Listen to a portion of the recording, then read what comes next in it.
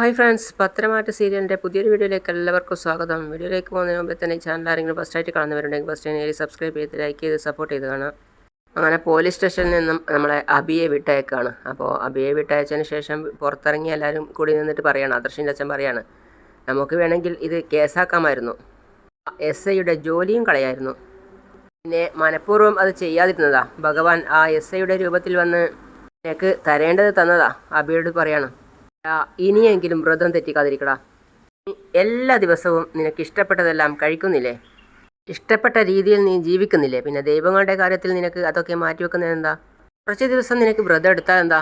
അപ്പോൾ ആദർശ് പറയാണ്, ഇളയച്ച ഇവനോട് പറഞ്ഞിട്ട് കാര്യമൊന്നുമില്ല, ഇവനെ ഫസ്റ്റ് പ്രെസൻസ് കൊടുക്കുന്നത് ഇവൻ്റെ കാര്യത്തിന് മാത്രമാണ്, അത് കഴിഞ്ഞിട്ടേ ഉള്ളൂ ഇവന് മറ്റെന്തും. അനന്തപുരി തറവാട്ടിൽ കുറേ നാളുകൾക്ക് ശേഷം ഒരു കുഞ്ഞ് പിറക്കാൻ പോകുന്നു. ആ കുഞ്ഞിന് വേണ്ടിയെങ്കിലും എന്തെങ്കിലുമൊക്കെ ത്യജിക്കാൻ നീ തയ്യാറാവണം. ഞാൻ വന്യമൃഗങ്ങളുടെ ആക്രമണം മൂലം ആരുടെയോ ഭാഗ്യം കൊണ്ട് രക്ഷപ്പെട്ടതാ. പുലർച്ചെ 4 മണിക്ക് കൊടും കാടിലൂടെയാണ് ഞാൻ നടന്നു വന്നത്. എൻ്റെ പേഴ്സും പോയി, എൻ്റെ മൊബൈലും പോയി. ഇനി അതൊക്കെ എവിടെ നിന്ന് കിട്ടാനാ? എന്തായാലും നിൻ്റെ ജീവൻ തിരിച്ചു കിട്ടിയല്ലോ, അത് തന്നെ മഹാഭാഗ്യം. ഹർഷ് പറയാണ്, എടാ നീ വന്ന് വണ്ടി കയറ് വാ. പിന്നെ അധിക നേരം അവിടെ നിൽക്കാതെ എല്ലാവരും വണ്ടിയിൽ കയറിയിട്ട് വീട്ടിലേക്ക് പോവാണ്. പിന്നെ കാണിക്കുന്നത് മുത്തശ്ശിയെയും മുത്തശ്ശനുമാണ്. മുത്തശ്ശിയോട് മുത്തശ്ശൻ പറയാണ്, മനുഷ്യരോട് കള്ളം പറയാം, പക്ഷേ ദൈവങ്ങളോട് നമ്മൾക്ക് കള്ളം പറയാൻ പറ്റില്ല. നിന്റെ മോനിപ്പോൾ അതാണ് ചെയ്തത് ജലജയോട്.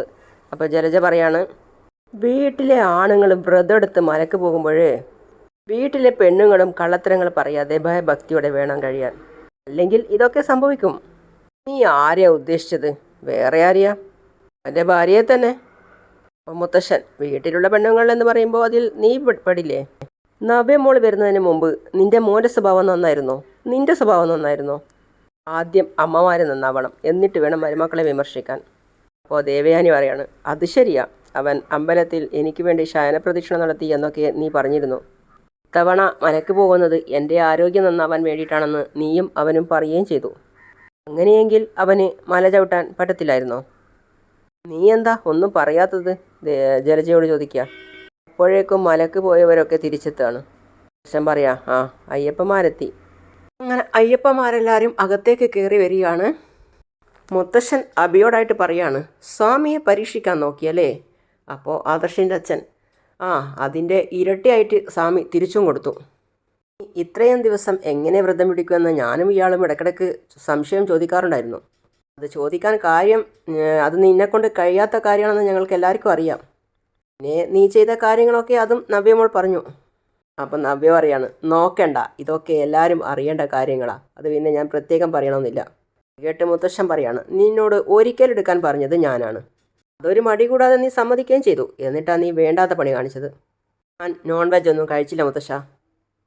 ആർക്കറിയാം കഴിച്ചില്ല എന്ന്? നിൻ്റെ കാര്യമായതുകൊണ്ട് ഒന്നും പറയാൻ വയ്യ, മുത്തശ്ശി പറയാം. അപ്പോൾ ദേവയാനി പറയാണ്, എല്ലാവരും പെട്ടെന്ന് പോയി കുളിയൊക്കെ കഴിഞ്ഞിട്ട് വാ, ഭക്ഷണം ഒരുക്കി വെച്ചിട്ടുണ്ട്. അപ്പോൾ ആദർശ് പറയാണ്, എനിക്ക് കുളി കഴിഞ്ഞ് ഒരിടം വരെ പോകാനുണ്ട്. അപ്പോൾ ജലജ, അതെവിടെയാണെന്ന് ഇവിടെ എല്ലാവർക്കും അറിയാം. അത് കേട്ട് മുത്തശ്ശൻ പറയാണ്, എന്താ ഭാര്യ വീട്ടിൽ പിന്നെ പോകണ്ടേ? അവർക്കെല്ലാവർക്കും പ്രസാദം കൊടുക്കണ്ടേ? അമ്മയുടെ ആരോഗ്യത്തിന് വേണ്ടി മാത്രമല്ല, അവൻ്റെ ഭാര്യയുടെ ആരോഗ്യം കൂടി മെച്ചപ്പെടാൻ വേണ്ടിയിട്ടാണ് അവൻ മല ചവിട്ടിയത്. അല്ലേടാ മോനെ എന്ന് മുത്തശ്ശൻ ചോദിക്കുകയാണ്. പക്ഷേ ആദർശ് നോക്കുന്നത് അമ്മയുടെ മുഖത്താണ്. ഇനി ജാനകി ചോദിക്കുകയാണ്, അതിന് അവൾക്കെന്താ കുഴപ്പം? ആരോഗ്യ പ്രശ്നമൊന്നുമില്ല, എങ്കിലും ഭർത്താവ് ഭാര്യയുടെ ആരോഗ്യം മെച്ചപ്പെടാൻ വേണ്ടി മല ചവിട്ടുന്നതിൽ എന്തെങ്കിലും ബുദ്ധിമുട്ടുണ്ടോ? ദേവയാനി, ഞാൻ അമ്പലത്തിൽ പോയപ്പോൾ അവളും അവളുടെ അമ്മയും അമ്പലത്തിൽ വന്നിരുന്നു. ആ സമയത്ത് അവളെ അവളുടെ അമ്മ പിടിച്ചാണ് നടത്തിയത്. പിന്നെ നീ ഇതിനു മുമ്പ് ഒരു ദിവസം അവളെ ഹോസ്പിറ്റലിലേക്ക് കൊണ്ടുപോവുകയും ചെയ്തല്ലോ. അവൾക്ക് എന്തോ ഒരു ആരോഗ്യ പ്രശ്നം ഉണ്ടെന്നുള്ള കാര്യം ഉറപ്പാ. അത് കേട്ട് മുത്തശ്ശനും മുത്തശ്ശിയും പരസ്പരം നോക്കുകയാണ്. അപ്പോൾ ജലജ പറയാണ്, അവളുടെ ഇവളുടെ ഒക്കെ തലയ്ക്കാ പ്രശ്നം. അത് കേട്ട് നവ്യ പറയാണ്, എനിക്ക് തലയ്ക്ക് കുഴപ്പമുണ്ടായിരുന്നെങ്കിൽ ഇപ്പോൾ ഇവിടെ ഈ അമ്മയും മോനും നിൽക്കില്ലായിരുന്നു. അവളോട് സംസാരിക്കാൻ നിൽക്കാതെ മുടന്തി ഒരുത്തൻ വന്നിട്ടുണ്ട്, അവനെയും കൂട്ടി മോള് അകത്തേക്ക് പോ.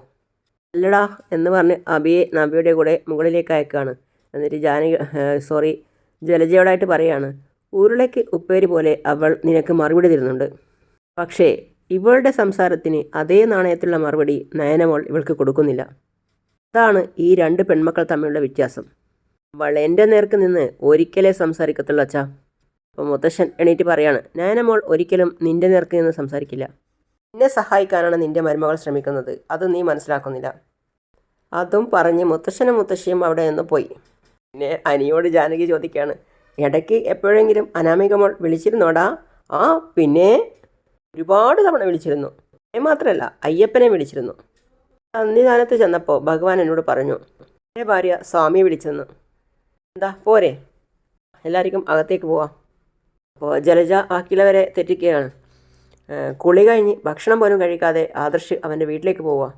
നീ അവളെ ഇങ്ങോട്ടേക്ക് വിളിച്ചുകൊണ്ട് വരുമോ ഏട്ടത്തി? ഞാൻ പറഞ്ഞത് വല്ലതും ഏട്ടത്തി കേട്ടോ? ആ കേട്ടു. എനിക്കറിയില്ല അവൻ്റെ മനസ്സിൽ എന്താണെന്ന്. പിന്നെ അബിയോടായിട്ട് നവ്യ പറയാണ്, നീ വ്രതം തെറ്റിച്ചപ്പോഴേ ഞാൻ പറഞ്ഞതാ നിന്നെ അയ്യപ്പസ്വാമി വെറുതെ വിടില്ലാന്ന്. എന്തൊക്കെയായാലും ഭാര്യയായിപ്പോയില്ലേ. പ്രാർത്ഥനയും വഴിപാടും ഒക്കെ ആയിട്ടാണ് ഞാനിവിടെ നിന്നത്. എൻ്റെ ബലത്തിലാണ് നീ രക്ഷപ്പെട്ടത്. രക്ഷപ്പെട്ടോ? എന്ത് രക്ഷപ്പെട്ടു എന്നാ നീ പറയുന്നേ? എന്നെ എല്ലാവരും കൂടി കള്ളനാക്കി പോലീസുകാർ കൊണ്ടുപോയി തല്ലി. ഹോട്ടലിൽ എച്ചിപ്പാത്രം എടുക്കേണ്ടി വന്നു. നീ കാട്ടിലൂടെ നടന്നപ്പോൾ നിന്നെ പുലി പിടിച്ചില്ലല്ലോ. അതും സംഭവിച്ചേനെ. കാട്ടിലൂടെ നടന്നപ്പോൾ ആനപ്പിണ്ടൊക്കെ കണ്ടായിരുന്നു. അതും വിജനമായൊരു കാട്. ആ സമയത്ത് എന്തും സംഭവിക്കാമെന്ന് കരുതിയതാ. അങ്ങനെയൊക്കെ നടന്നപ്പോൾ നീ ആത്മാർത്ഥമായിട്ട് അയ്യപ്പസ്വാമിയെ വിളിച്ചില്ലേ? വിളിക്കാതെ പിന്നെ രക്ഷയില്ലല്ലോ. അതാണ് അയ്യപ്പസ്വാമിയുടെ ശക്തി. നീ വ്രതം നോറ്റതും ഇങ്ങനെയൊക്കെ ചെയ്തതൊക്കെ വെറും തമാശയായിട്ടാ. അതുകൊണ്ട് മനസ്സറിഞ്ഞ് നിന്നെ കൊണ്ട് വിളിപ്പിച്ചതാ. ഇനി എന്തായാലും അടുത്ത തവണ വ്രതം തെറ്റിക്കാതെ എന്തായാലും മല ചവിട്ടണം. അങ്ങനെ പറഞ്ഞാൽ പോരാ, പറയുന്ന കാര്യങ്ങൾ അതേപോലെ ചെയ്യണം. നന്നായിട്ട് വ്രതം എടുത്തവരൊക്കെ ഈസി ആയിട്ട് മല കയറി അയ്യപ്പ ദർശനം കഴിഞ്ഞിട്ട് വന്നല്ലോ. എന്നിട്ടിവിടെ മലമറിക്കുന്ന മാറ്റങ്ങളൊന്നും സംഭവിച്ചില്ലല്ലോ. അയ്യപ്പ ദർശനം കഴിഞ്ഞ് വന്നാൽ നിൻ്റെ അനിയത്തിയും അമ്മായിയമ്മയും തമ്മിലുള്ള പിണക്കമൊക്കെ മാറുമെന്ന് ഇവിടെ എല്ലാവരും വിചാരിച്ചിരിക്കുന്നത്. മാറിയോ? അതിനവർ മല കയറിയിട്ട് വന്നതല്ലേ ഉള്ളൂ. അപ്പോൾ ഉടനെ തന്നെ അതിൻ്റെ മാറ്റങ്ങളൊക്കെ കണ്ടു തുടങ്ങുമായിരിക്കും. എന്തായാലും എൻ്റെ അമ്മായിയമ്മയല്ലല്ലോ അവളുടെ അമ്മായിയമ്മ. അതെന്താ നീ അങ്ങനെ പറഞ്ഞത്? ഏയ്, നീ എന്നെ കൊണ്ടൊന്നും പറയിപ്പിക്കണ്ട. ഞാൻ ആകെ ക്ഷീണിച്ച അവശനായിട്ടാണ് വന്നിരിക്കുന്നത്. എനിക്ക് കുടിക്കാൻ എന്തെങ്കിലും എടുക്കണോ? തൽക്കാലം ഒന്നും വേണ്ട. ഇന്നലെ കൊതുകടി കാരണം ശരിക്കൊന്നും ഉറങ്ങാൻ പോലും കഴിഞ്ഞില്ല. ഇറങ്ങിയപ്പോഴും എപ്പോഴേക്കും എൻ്റെ കയ്യിലുള്ള സാധനങ്ങളെല്ലാം കള്ളസ്വാമികൾ അടിച്ചു മാറ്റുകയും ചെയ്തു. എന്തായാലും പകുതി വഴിയിൽ നീ യാത്ര അവസാനിപ്പിച്ചത് നന്നായി. നീയും കൂടെ ഉണ്ടായിരുന്നെങ്കിൽ ബാക്കിയുള്ളവരുടെയൊക്കെ അയ്യപ്പ ദർശനം മുടങ്ങിയേനെ. എന്തായാലും അവരൊക്കെ നിന്നെ ചുമക്കാതെ രക്ഷപ്പെട്ടല്ലോ. അതും പറഞ്ഞ് നവ്യ പോയി കഴിഞ്ഞപ്പോൾ അബി ആലോചിക്കുകയാണ്, ഇവിടെ എൻ്റെ ജീവിതത്തിൽ നിന്ന് പോകണമെന്ന് പ്രാർത്ഥിക്കാനാണ് ഞാൻ മല ചവിട്ടാമെന്ന് വിചാരിച്ചത്. എന്നിട്ട് സ്വാമി ദർശനം പോലും തന്നില്ല. എന്നെ കാണിക്കുന്നത് നയനയാണ്. അവിടേക്ക് ആദർശ് വരികയാണ്. നയന അപ്പം തന്നെ ആദർശിനെ കണ്ടുപിടിക്കുകയാണ്. അമ്മേ, ആദർശേട്ടൻ എത്തി. പതുക്കെ എണീക്കണ്ട. അപ്പോഴേക്കും കനക ഓടി വന്നിട്ട് പറയാണ്, മോനെ, മോള് കുറച്ച് നേരമായിട്ട് മോനെ കാത്തിരിക്കുകയായിരുന്നു. അപ്പോൾ തന്നെ ഗോവിന്ദേട്ടനെ വന്ന് ചോദിക്കുകയാണ്, എങ്ങനെയുണ്ടായിരുന്നു മോനെ യാത്രയൊക്കെ? അത് പിന്നെ അബിക്കുണ്ടായ പ്രശ്നം ഒഴിച്ചാൽ പിന്നെ വേറെ ഒന്നും ഉണ്ടായില്ല. വിളക്ക് കഴിഞ്ഞ് പോയതുകൊണ്ട് തിരക്ക് കുറവായിരുന്നു. ദർശനവും കിട്ടി. മോൻ മലക്ക് പോയി പ്രാർത്ഥിച്ച് വരുന്നത് വരെ നല്ല പ്രാർത്ഥനയിലായിരുന്നു ഇവിടെ എല്ലാവരും. മല ചവിട്ടിയിട്ട് വരുമ്പോൾ വലിയ വലിയ മാറ്റങ്ങൾ ഉണ്ടാകുന്ന എല്ലാവരും പറഞ്ഞത്. അങ്ങനെ എന്തെങ്കിലും സംഭവിച്ചിട്ടുണ്ടോ മോനെ? എന്താണെന്നറിയില്ല. ഞാൻ ഇങ്ങോട്ട് വരുന്നു എന്ന് പറഞ്ഞപ്പോൾ അമ്മ തടസ്സമൊന്നും പറഞ്ഞില്ല. എന്തായാലും ഉടനെ അങ്ങോട്ട് വരുന്നില്ലെന്ന മോളുടെ നിലപാട്. ഇപ്പോഴത്തെ കണ്ടീഷനിൽ കുറച്ച് ദിവസം കൂടി ഇവിടെ തന്നെ നിൽക്കുന്നതാണ് നല്ലത്. അപ്പോൾ ആദർശ് പറയാണ്, ഞാനിവിടെ നിർബന്ധിച്ച് കൊണ്ടുപോകാനല്ല വന്നത്. വന്നാലും എനിക്കവളെ കാണാമല്ലോ. അപ്പോൾ കനക പറയാണ്, ആദർശ് മോനെ, ഈ വീട് മോൻ എടുത്തു തന്നതാ. ഈ വീട്ടിൽ ഞങ്ങളെക്കാൾ അവകാശം മോന് തന്നെയാണ്. മോനിക്ക് എപ്പോൾ വേണമെങ്കിലും ഇങ്ങോട്ട് വരാലോ. അത് കേട്ട് ആദർശ് പറയാണ്, അങ്ങനെയൊന്നും പറയണ്ടമ്മേ. എൻ്റെ വീടും ഈ വീടും ഒക്കെ എനിക്ക് സ്വന്തം വീട് പോലെ തന്നെയാണ്. ആദർശേട്ടൻ വാ എന്ന് പറഞ്ഞ് നാന അകത്തേക്ക് കൊണ്ടുപോകണം ആദർശിനെ. പിന്നെ ഗോവിന്ദേട്ടൻ കനകയോട് പറയാണ്, അതായത് മോൻ്റെ അമ്മയുടെ മനസ്സൊന്ന് എങ്ങനെയെങ്കിലും മാറിയാൽ മതിയായിരുന്നു. കഴിഞ്ഞ ദിവസം അമ്പലത്തിൽ വെച്ച് കണ്ടപ്പോഴും ഒരു മാറ്റവും ഇല്ലെന്ന് ഞാൻ പറഞ്ഞതല്ലേ. മോളോട് സ്നേഹത്തിലൊന്നും സംസാരിക്കുക പോലും ചെയ്തില്ല. ചെല്ലാനും പറഞ്ഞില്ല. മകരവിളക്ക് കഴിഞ്ഞു, മലയും ചവിട്ടി, വ്രതവും കഴിഞ്ഞു. ധൈര്യമായിട്ട് എനിക്കെൻ്റെ ഭാര്യയെ തൊടാം, ആദർശ് നയനയോട് പറയാം. ആദർശ് നയനയെ ചേർത്ത് നിർത്തി കെട്ടിപ്പിടിക്കുകയാണ്. പെട്ടെന്ന് ഉണർന്ന പോലെ ആദർശ് പറയാണ്, അയ്യോ നിനക്ക് വയ്യാതല്ലേ, ഞാനതങ്ങ് മറന്നുപോയി. ഇപ്പം എനിക്ക് കുഴപ്പമൊന്നുമില്ല ആദർശേട്ടാ, ഞാൻ എല്ലാ അർത്ഥത്തിലും ഓക്കെയാ. എന്നാൽ പിന്നെ നിനക്ക് എനിക്കൊപ്പം വീട്ടിലേക്ക് വന്നൂടെ? ഞാൻ പറഞ്ഞല്ലോ ആദർശേട്ടാ, എൻ്റെ അമ്മായിയമ്മ എന്നെ അമ്പലത്തിൽ വെച്ച് കണ്ടിരുന്നു. ആദർശേട്ടൻ മല ചവിട്ടിയ ദിവസം കണ്ടിട്ട് പോലും എനിക്ക് മുഖം തന്നില്ല അമ്മ. ശരിക്കൊന്ന് സംസാരിച്ചത് പോലുമില്ല. അകത്ത് ഇപ്പോഴും ആ പഴയ ദേഷ്യമുണ്ട്. എന്ന് വെച്ചാൽ ഞാൻ കാച്ചി വെച്ച പാലാണല്ലോ അമ്മ എടുത്ത് കുടിച്ചത്. അതുകൊണ്ട് അമ്മ കിടപ്പിലാവാൻ കാരണം ഞാനാണെന്ന് ചിലപ്പോൾ ചിന്തിക്കുന്നുണ്ടാവും. അങ്ങനെ ഒരു ചിന്ത അമ്മയ്ക്കിപ്പോൾ ഉള്ളതായിട്ട് എനിക്ക് തോന്നുന്നില്ല ആദർശ് പറയാം. എങ്കിലും ദേഷ്യത്തിന് ഒരു കുറവുമില്ല. രോഹിതനെ മുത്തശ്ശൻ കണ്ടപ്പോൾ മാർച്ചിൽ ഒരു ശനിദശ മാറ്റമുണ്ടെന്ന് പറഞ്ഞു. അതിനുശേഷം കാര്യങ്ങളൊക്കെ ശരിയാവും എന്നും പറഞ്ഞു. ശനിയും ശുക്രനും ഒക്കെ അങ്ങനെ മുറ പോലെ മാറിക്കൊണ്ടിരിക്കുക ആദർശേട്ടാ. ഇവിടെ ശരിക്കും മാറേണ്ടത് മനുഷ്യരുടെ മനസ്സാണ്. ശരിയാ, മുമ്പൊക്കെ വീട്ടിലോട്ട് ചെല്ലുമ്പോൾ സന്തോഷമായിരുന്നു. ഇപ്പോൾ മൊത്തത്തിലൊരു മൂഡ് ഓഫാ. എനിക്ക് മാത്രമല്ല, അനിക്കും അങ്ങനെ തന്നെയാണ്. വിവാഹം കഴിഞ്ഞതിന് ശേഷം അവന് ഒരു സമാധാനവും കിട്ടിയിട്ടില്ല. ഞാനിപ്പോൾ അങ്ങോട്ട് വന്നാൽ അന്തരീക്ഷം കൂടുതൽ വഷളാവത്തേ ഉള്ളൂ. അനാമികയ്ക്ക് അത്ര ദേഷ്യമുണ്ട് എന്നോടിപ്പോൾ. അതുപോലെയല്ലേ നന്ദു അവളെ തല്ലിയത്? ആദർശ് പറയാണ്, അതിന് നന്ദുവിനെ എത്ര അഭിനന്ദിച്ചാലും മതിയാവില്ല. ചേച്ചിയെ സ്നേഹിക്കുന്ന ഒരു അനിയത്തി ചെയ്യേണ്ടത് തന്നെയാണ് അവൾ ചെയ്തത്. നീയുടെ കാര്യം ആലോചിച്ചിട്ടാണ് ഞാൻ ആ സംഭവത്തിൻ്റെ പേരിൽ കൂടുതൽ ഇഷ്യൂസ് ഒന്നും ഉണ്ടാക്കാതിരുന്നത്. അവളുടെ മുന്നിലിട്ട് അവളുടെ അച്ഛനെ ഞാൻ തല്ലിയേനെ. ഭാര്യയെയും മകളെയും നേർവഴിക്കേക്ക് നയിക്കാത്ത അയാളെപ്പോലുള്ള മനുഷ്യർക്ക് 2 തല്ലൊക്കെ കൊള്ളുന്നത് നല്ലതാ. അപ്പോൾ ഇവിടെ വന്ന് നിന്നെ കാണാനായിരിക്കും എനിക്ക് യോഗം. ഇതിനെന്തെങ്കിലും ബുദ്ധിമുട്ടുണ്ടോ? ഇതിപ്പോൾ ഭാര്യ വീടാണെന്ന് പറയാൻ പറ്റില്ല. ഇത് ആദർശേട്ടൻ്റെ വീട് തന്നെയാണ്. ഇത് ഞാൻ നിൻ്റെ അച്ഛൻ്റെയും അമ്മയുടെയും പേരിൽ വാങ്ങിക്കൊടുത്ത വീടാ. അപ്പോൾ എനിക്കിത് ഭാര്യ വീട് തന്നെയാണ്. നിൻ്റെ അവകാശികൾ അവരും. എങ്കിൽ പിന്നെ അമ്മ മാറുന്നത് വരെ ധൈര്യമായിട്ട് ആദർശേട്ടൻ ഇങ്ങോട്ടേക്ക് പോരും. ആ ജീവിതത്തിന് ഒരു സുഖമുണ്ടോ? എനിക്കൊപ്പം അവിടെ താമസിക്കുന്നതാ എൻ്റെ ഒരു സന്തോഷം. പിന്നെ കാണിക്കുന്നത് നന്ദുവിനെയാണ്. നന്ദു ഇതാ വണ്ടിയുമായിട്ട് എങ്ങോട്ടോ പോവുകയാണ് തിരക്ക് പിടിച്ചിട്ട്. 2 പേര് കാറുമായി വന്നിട്ട് നന്ദുവിൻ്റെ വണ്ടിക്ക് ഓവർടേക്ക് ചെയ്ത് നിർത്തുകയാണ്. എന്നിട്ട് അവർ നന്ദുവിനോടായിട്ട് പറയാണ്, ഒന്ന് ഇറങ്ങി വാ മോളെ, അവൾ വലിയ ഫൈറ്ററാണെന്നൊക്കെ പറയുന്നത് കേട്ടു. പിന്നെ നമുക്കൊരു നോക്കാം. ഇത് വെറും ചീള് കേസ്. പറഞ്ഞത് കേട്ടപ്പോൾ ഞാൻ വിചാരിച്ചു 6 അടി പൊക്കവും അതിനനുസരിച്ച് തൂക്കവും ഉള്ളൊരു പെണ്ണാണെന്ന്. ഇറങ്ങി വാ മോളെ, വണ്ടി എടുത്ത് മാറ്റടാ. ആഹാ, എന്നാൽ പിന്നെ ഇവളെ വണ്ടിയോടെ ഒന്നങ്ങ് കൊണ്ടുപോയേക്കാം. ഇവിടെ ഇറങ്ങടി ഇവിടെ എന്ന് പറഞ്ഞ് 2 പേരും അവളുടെ മെക്കിട്ട് കയറുകയാണ്. അപ്പോൾ അവൾ വണ്ടിയിൽ ഇരുന്നു കൊണ്ട് തന്നെ 2നെയും ചവിട്ടി താഴെയിട്ടു. 2 പേർക്കിട്ട് നന്നായിട്ട് പെരുമാറിയാണ് നന്ദു. 2നോട് മത്സരിച്ച് പൊരുതുകയാണ്. അതായത് ഒന്നിനെ അടിക്കുകയോ ഒന്നിനെ തൊഴിക്കുകയോ ഒന്നിനെ ചവിട്ടുകയൊക്കെ ചെയ്തിട്ട്. പക്ഷേ പെട്ടെന്നായിരുന്നു അതിൽ നിന്ന് വേറൊരുത്തൻ ഇറങ്ങി വന്നിട്ട് വടിയെടുത്ത് തലക്കടിച്ചത്. അങ്ങനെ നന്ദുവിനെ തലക്ക് നന്നായിട്ടൊരു അടി കിട്ടി. തുറക്കടാ വാടാ എന്ന് പറഞ്ഞ് വണ്ടിക്കകത്തേക്ക് കയറ്റുകയാണ്. പെട്ടെന്ന് വണ്ടി എടുക്ക് എന്ന് പറഞ്ഞ് നന്ദുവിനെ വണ്ടിയിൽ കയറ്റിയിട്ട് അവർ കൊണ്ടുപോവുകയാണ്. പിന്നെ കാണിക്കുന്നത് നയനയാണ്. നയന വണ്ടിയിൽ ആദർശിൻ്റെ കൂടെ ചുറ്റിപ്പിടിച്ച് പോകുന്നതൊക്കെ ഓർക്കുകയാണ്. പെട്ടെന്നാണ് നയനയുടെ ഫോണിൽ ഒരു കോൾ വന്നത്. ആലോചിച്ചില്ല, അതിനു മുമ്പേ വിളി വന്നു. ആദർശേട്ടാ, നീ എന്തെടുക്കാനാ? ഇവിടെ ഇരിക്കുക ആദർശേട്ടനെ ആലോചിച്ചുകൊണ്ട്. അത് ശരി, എന്നെക്കുറിച്ച് ആലോചിക്കുകയാണോ? പിന്നെ എനിക്ക് വേറെ എന്താ ആലോചിക്കാനുള്ളത്? എന്നെക്കുറിച്ച് ആലോചിക്കുന്നതൊക്കെ കൊള്ളാം, പക്ഷേ നീ നിൻ്റെ ആരോഗ്യം നോക്കിക്കൊള്ളണം. എനിക്ക് ഇപ്പോൾ കുഴപ്പമൊന്നും ഇല്ലാത്ത രീതിയിലാണ് നിൻ്റെ നടപ്പ്. ദേവയാനി വേക്കിൽ വന്ന് നിന്നത് ആദർശ് കണ്ടിട്ടില്ല. ആദർശ് സംസാരിച്ചു കൊണ്ടേയിരിക്കുകയാണ്. നീ കുറച്ചൊക്കെ എക്സസൈസ് ചെയ്യാൻ ഡോക്ടർ പറഞ്ഞിട്ടുണ്ട് എന്ന് കരുതി ശരീരം ഇളകുന്ന രീതിയിൽ എക്സസൈസ് ഒന്നും ചെയ്യണ്ട. ചെറുതായിട്ട് നടക്കുകയോ മറ്റോ ചെയ്താൽ മതി. രാവിലെ അമ്മയ്ക്കൊപ്പം നടക്കാൻ പോകണം. കാലം വീടിന് ചുറ്റും നടന്നാൽ മതി. ഭക്ഷണമൊക്കെ നന്നായിട്ട് കഴിക്കണം.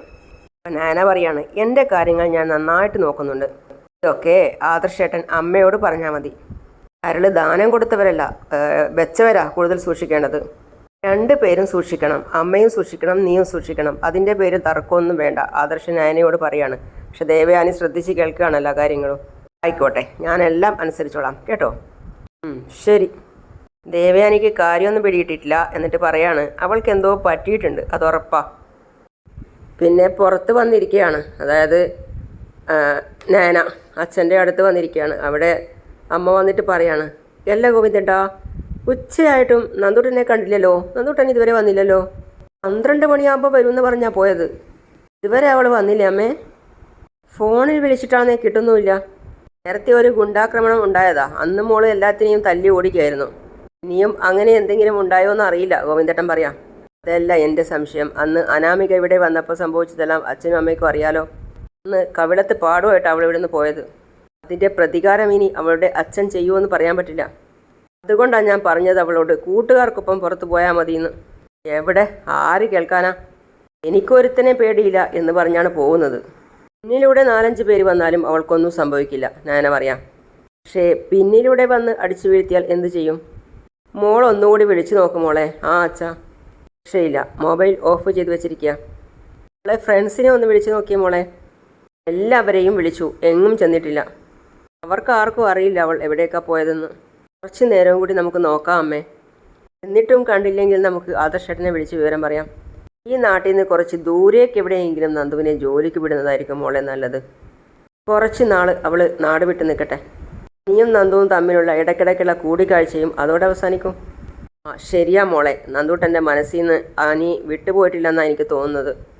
ആ ജോത്സ്യനെ കണ്ടപ്പോൾ അയാളും പറഞ്ഞല്ലോ സ്നേഹിച്ച പയ്യനെ തന്നെ കല്യാണം കഴിക്കുമെന്ന്. അത് കേട്ടപ്പോൾ തൊട്ട് നെഞ്ചിനകത്ത് ഒരു നീറ്റലാ. അതുകൂടെ സംഭവിച്ചാൽ എല്ലാവരും നമ്മളെ കുറ്റപ്പെടുത്തും. അനാമികയും അനിയും സ്നേഹിക്കാത്തിടത്തോളം കാലം അനി എന്തായാലും നന്ദുവിനെ തേടി വരും. അത് നമുക്ക് ഒഴിവാക്കിയേ പറ്റൂ മോളെ. നന്ദുവിനെ ഗുണ്ടകൾ കൂട്ടിക്കൊണ്ടുപോയിട്ട് ഒരിടത്ത് കെട്ടിയിട്ടിരിക്കുകയാണ്. നന്ദു വിഷമത്തോടെ എന്ത് ചെയ്യണമെന്നറിയാതെ അവിടെ നിൽക്കുകയാണ്. അങ്ങനെയാണ് ഇന്നത്തെ ഭാഗം അവസാനിക്കുന്നത്. അപ്പോൾ അടുത്ത പുതിയ വിശേഷമായിട്ട് വീണ്ടും കാണാം. അതുവരെ ഈ ചാനൽ ആരും സബ്സ്ക്രൈബ് ചെയ്യാതെ കാണുന്ന ആരെങ്കിലും ഉണ്ടെങ്കിൽ പെട്ടെന്ന് തന്നെ സബ്സ്ക്രൈബ് ചെയ്ത് ലൈക്ക് ചെയ്ത് സപ്പോർട്ട് ചെയ്ത് കാണാം. അപ്പോൾ അടുത്ത പുതിയ വിശേഷമായിട്ട് വീണ്ടും കാണാം. അതുവരേക്കും സീ യു ഓൾ.